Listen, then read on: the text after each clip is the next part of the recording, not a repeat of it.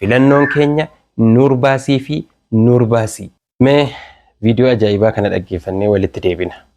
Eelaa rakkinni hawaasa keenyaa kan dubbatame hin dhumne keessaa tokko waa'ee geejjibaati. Hawaasni keenya bal'oon jireenya guyyaa guyyaa isaa gaggeeffachuudhaaf guyyaarraa gara guyyaatti naannoorraa gara naannootti gaafa imalu konkolaataa keessatti rakkinni hammana hin jedhamne keessummeessaa deemam. Isaan keessaa yeroon salaataa hin kabajamu, sa'aatiin laaqanaatti manni nyaataa qulqullina qabu hin filatamu. Maarree rakkoolee kana hir'isuudhaaf dhaabbanni Nuurbaas jedhamu haaldureewwan barbaachisoo hunda xumuree gara keessan dhufaa jira jedha. Dhaabbanni Nuurbaas gaafa gara hawaasaatti dhufu rakkoolee kanneen akka yeroo salaataa kabajuu, mana nyaataa filachuu dhaabbata haaldureewwan hunda xumuree gara hawaasaatti dhufaa jirudha. Ayyee kanas mee dhaggeeffannu.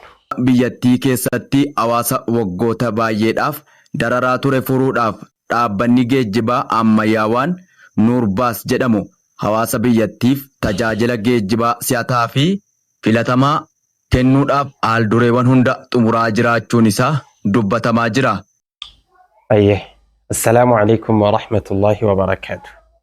Viidiyoo kanarra akka gartanitti dhaabbanni rakkoo hamaa rakkoo bara dheeraadhaaf dukkana nutti ta'ee ture bahaanurra ture furuudhaaf yeroo karaa deemnu akka fedha keenyaatti salaannee bakka fedha keenyaatti akka nutti tolutti akka duudhaa amantaatii fi aadaa eegetti nyaata keenya nyaannee yeroo keessa teenyee deemnullee bifa tasgabbii qabuun haala jeequmsi tokko nu mudanneen haala wallaaqinsi mudanneen haala shari'aa islaamaatiin wal fudhatuu fi duudhaa ilma namaa hin cabsineen karaa deemuudhaaf dhaabbanni kun bareedee miidhagee achas isinii ba'ee jira.